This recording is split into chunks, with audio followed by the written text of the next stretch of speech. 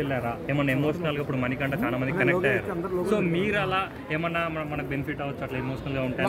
ఒకటి ఒక్కొక్క పర్సన్ని ఒక్కొక్కలాగా జనాలు చూస్తారు, ఒక్కొక్కలా ట్రీట్ చేస్తారు, వాళ్ళు చూసిన దాన్ని బట్టి జడ్జ్ చేస్తారు. ఇప్పుడు ఒకరికొకటి వర్కౌట్ అయిందని చెప్పి ఇంకొకరు ఫాలో అయితే వాళ్ళకి అది బెడ్స్ కొట్టచ్చు. చూశాను, ఎపిసోడ్ చూశాను, చూడలేదని నేను చెప్పట్లా. నేను చూసి వెళ్ళి నాకు అనిపించిన పాయింట్స్ మీద నేను నామినేట్ కూడా చేశాను. ఓపెన్ అయితే నేను చూసే వెళ్ళాను. అండ్ దాని ప్రకారం మనం ఆట మార్చుకోవాలంటే 5వ వారం నాకు ఒకలా ఉంది, 5వ వారం మేము వెళ్ళిన తర్వాత ఆట ఇంకోలా మారింది. అది ఎలా మారింది అనేది లోపల ఉన్న వాళ్ళకి మాకు తెలియదు. అది అర్థమైంది కదా, జనాలకు తెలిసింది, లోపల వెళ్ళిన వాళ్ళకి మాకు తెలియదు. అన్న మీరు ఒక డౌట్ ఏంటంటే మీరు ఒక మాట అన్నారు కదా రోహిణి గారితో మనలాంటి కమెడియన్స్ సపోర్ట్ చేయరా అని. బట్ మీరు సపోర్ట్ చేస్తేనే అన్ని రోజులు ఉన్నారు, అది మీకు కూడా తెలుసు. బట్ సపోర్ట్ చేయరంటే కప్పులు గెలవడానికి. పూర్తిగా నా మాట మళ్ళీ విను. కమిడియన్స్ కప్పులు గెలవలేరు అనేది మేము మాట్లాడుకున్న మాట, అది వాస్తవమే. నేను ఇప్పటికీ దాని మీద స్టిక్ ఆన్ అయ్యే ఉంటా. ఎవరేమన్నా I'm ready to open debate on the topic. Doubt ఎందుకు వచ్చిందన్న? మళ్ళీ చెప్తున్నా, కోపం ఎవరికి ఎందుకు రాదు బ్రో? మనుషులు కోపం ఎందుకు రాదు? అందరికి వస్తుంది. ఎంతమంది సీరియస్ ఉన్నా దాన్ని నార్మల్ గా తీసుకొని ఒక్కొక్క స్వభావం బ్రో, ఒక్కొక్క స్వభావం. తేజగాడు ఈ రకంగా ఏడుస్తాడని నాకే తెలియదు సీజన్కి వెళ్ళేదాకా. వెళ్ళిన తర్వాత అమ్మ మళ్ళీ కూడా ఏడుకుందా, మళ్ళీ సెంటిమెంట్ ఉందా నాకు నా కంట్రోల్లో లేదు. అది వచ్చేసింది. నేను కొత్తగా పరిచయం అయ్యాను ఈ యొక్క సీజన్లో. అది ఇందాక సారీ చెప్పండి. మీకు తెలియకుండానే ఎవరైనా గొడవ పడినా వెళ్ళి దాన్ని సాల్వ్ చేసి నార్మల్ చేయటం అనేది తెలిసి వెళ్ళారు మామూలుగా? అది ఏది ప్లాన్ కాదు. ఆ మూమెంట్లో ఆ ఫీల్డ్లో నాకు ఏది అనిపిస్తే అది చేశాను. చెప్పండి, ఇందాక చెప్పబోయారు. ఇప్పుడేమో మళ్ళీ మొత్తం స్ట్రాటజీ అంతా మార్చారు. అంటే దాన్ని ఫేక్ అనుకోవచ్చు, రీల్ అనుకోవచ్చు. బ్రో ఒకటి బ్రో, ఇక్కడ ఫేక్ రీల్ అంటూ ఏం లేదు. ప్రతిదీ సిచ్యువేషన్స్ మీద డిపెండ్ అయ్యి ఉంటుంది. ఒక సిచ్యువేషన్ వచ్చింది, ఆ సిచ్యువేషన్కి మనం ఎలా రియాక్ట్ అవుతాము, మనం ఎలా చేస్తాం అన్న దాని మీద ఆట ఆధారపడి ఉంటుంది. ఆ మూమెంట్లో మనం ఎవరి డెసిషన్ తీసుకున్నా ఆ డెసిషన్ జనాలు యాక్సెప్ట్ చేశారనుకోండి, అది మంచిదని. జనాలు యాక్సెప్ట్ చేయకపోతే అరే ఇలా కాదేమో అని తెలుసుకుంటాం అంతే. ఇందాక మీరు అడిగింది ఆ కమిడియన్స్ దాన్ని మీరు ఎందుకు నిశ్చయించుకున్నారన్నా కదా, మేడం గారు కేక్ కటింగ్ చేస్తుంది, వెళ్తారు అక్కడ నన్నండి. ఇది నేను ఎందుకు అనుకున్నాను, ఇప్పుడు అవినాష్ అన్న టాప్ 5కి వెళ్ళాడు, యాజ్ ఎంటర్టైనర్గా మళ్ళీ చెప్తున్నాను, టికెట్ టు ఫినాలే అనే టాస్క్ ఆడి గెలిచి వెళ్ళాడు. ఓకేనా, అవినాష్ అన్న నవ్విచ్చేసాడు, టైం తీసుకొచ్చేసాడు, జనాలందరినీ భలే ఇచ్చేసాడు అని చెప్పి Bigg Boss Avinash ticket to finale తీసుకోండి మీరు బాగా నవ్వించాడు అని అలా గెలిచి వెళ్ళాడు. రోహిణి గారు 14th వీక్ వరకు ఉన్నారు. ఎందుకున్నారు? ఆవిడ టాస్క్లో ఆడి మెగా చీఫ్ అయ్యి ఆ వీక్ నామినేషన్స్ నుండి సేవ్ అయ్యి 14వ వారానికి వచ్చారు. ఓకేనా, నేను వచ్చేసా. ఎందుకు వచ్చా? 12వ వారానికి నా ఆట ఉంది. 13, 14 12, 13 వారాలు నేను నా ఆట సరిగ్గా లేదు, నేను ఒప్పుకుంటా దాన్ని. అందుకని నేను బయటకు వచ్చా. ఇక్కడ ప్రతిసారి ఎంటర్టైనర్లుగా ముందుకు వెళ్ళాలా, ఎంటర్టైనర్గా, గేమర్గా, ఫైటర్గా, విన్నర్గా వాళ్ళు ఒక్కొక్క అడుగు ముందుకేసారు.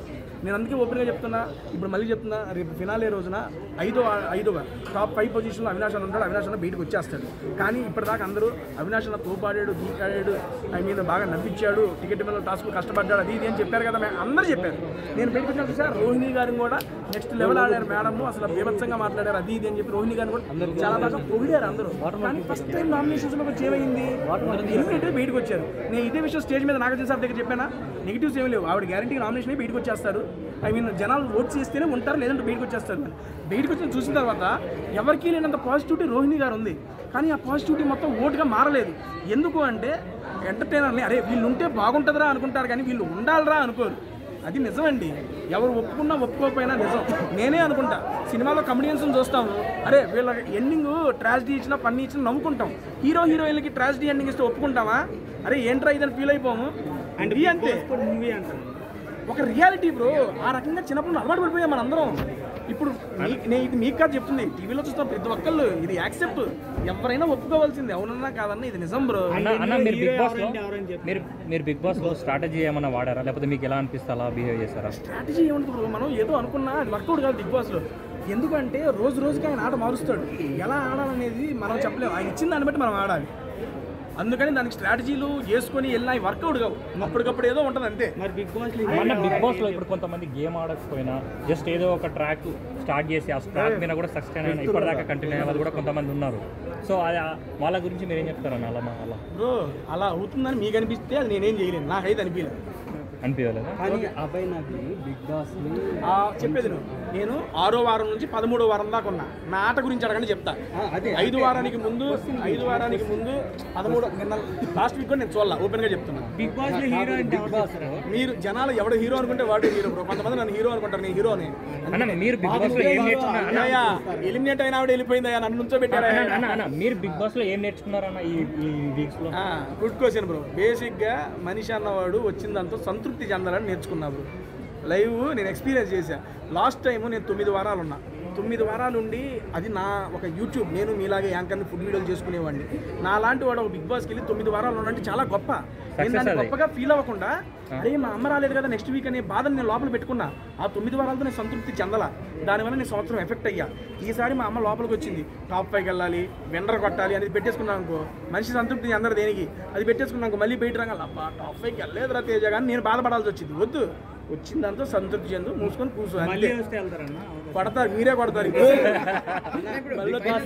అన్న అన్న అనే ఒక పదం అనేది ఎవడన్నా చూసాడు అనుకో, అంటే నాకే అనిపించింది అరే నాకు ఛాన్స్ వస్తే ఇట్లాగే పిలవాలి.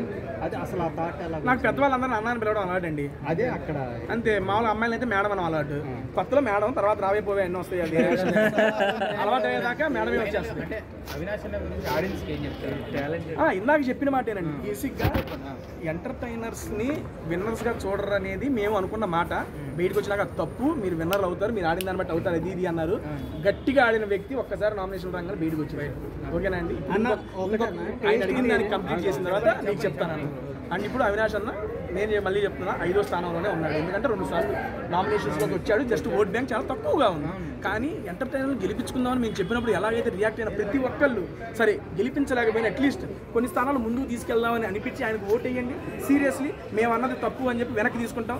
లేదంటే అదే మాట నిజం అనుకొని కంటిన్యూ అయిపోతాం. ఎందుకంటే ఈ సీజన్లో ఈ రకంగా వచ్చిన వాళ్ళు మళ్ళీ నెక్స్ట్ సీజన్లో ఎంటర్టైనర్స్ ఈ రకంగా టాప్ 5కి వస్తారని కూడా లేదు. ఇప్పుడు దాకా జరిగిన ఎన్ని సీజన్లో ఏ ఎంటర్టైనర్ రాలేదండి బాబు, ఎవరు రాలా. ఈయన వచ్చాడు ఈరోజు.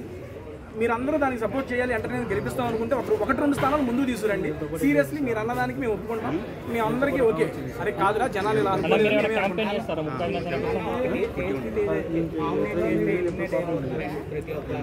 అవ్వలేదు కదా ఈసారి.